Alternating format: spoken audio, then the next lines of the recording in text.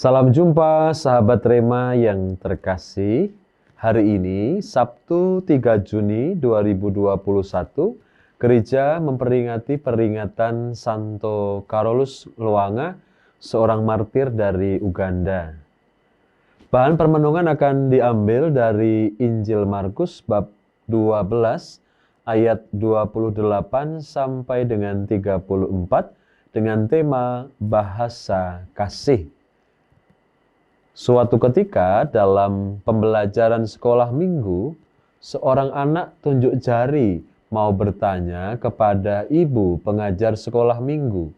Si anak bertanya, Bu, saya mau tanya, bahasa apa sih yang dipakai Yesus ketika ia datang ke dunia ini? Si guru sekolah minggu yang tidak pernah belajar tentang teologi begitu bingung menjawabnya.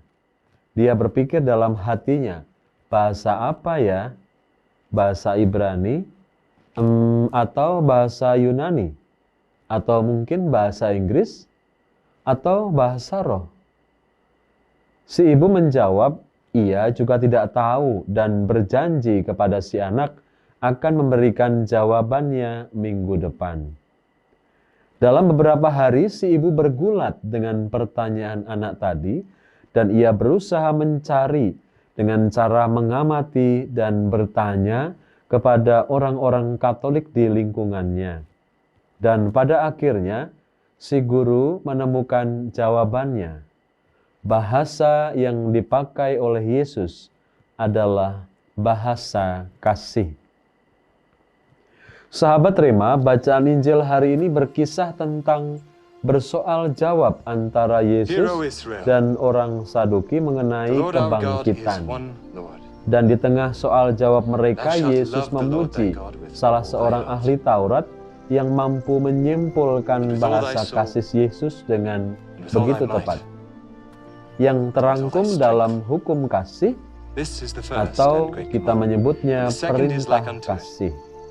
Yakni yang pertama, mengasihi Allah dengan segenap hati, dengan segenap jiwa, segenap pikiran, dan segenap kekuatan. Kedua, mengasihi sesama manusia seperti diri sendiri jauh lebih utama dari semua korban bakaran dan sembelihan. Pada bagian pokok hukum kasih yang pertama, kita diajak untuk tidak mengasihi Yesus dengan setengah-setengah. Dalam realitas kehidupan sebagai manusia ciptaan, kita kerap menomor sekiankan Tuhan. Kita bisa ambil contoh.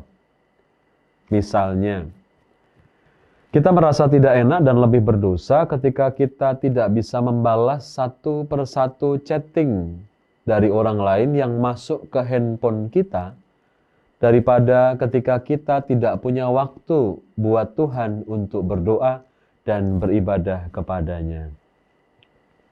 Di sisi lain, pada bagian kedua dari hukum kasih, begitu banyak orang berkata bahwa dirinya mengasihi Tuhan, rajin berdoa, rajin ke gereja, rajin menyumbang demi kemanusiaan, namun orang tersebut begitu mudahnya membenci sesamanya.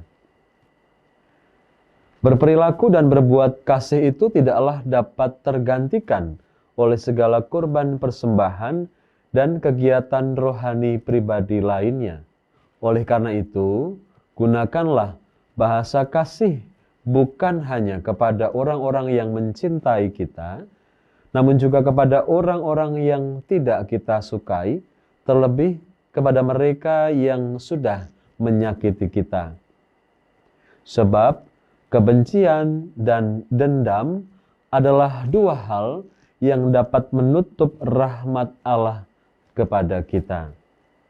Maka sahabat Rema yang terkasih, kasih kepada Allah dan kasih kepada sesama harus ditempatkan sebagai nafas dan jantung dalam hidup orang-orang beriman. Akhirnya, seperti sepenggal lagu rohani yang kerap kita dengar dan nyanyikan seperti ini. Kasih pasti lemah lembut, kasih pasti memaafkan, kasih pasti murah hati. Nah, saya mengundang sahabat Rema semua, mari kita jangan pernah lelah dan bahkan jangan pernah berhenti untuk mengasihi Allah dan mengasihi sesama. Semoga Allah memberkati keluarga-keluarga kita dalam nama Bapa dan Putera dan Roh Kudus. Amin. Keluarga kudus, doakanlah kami.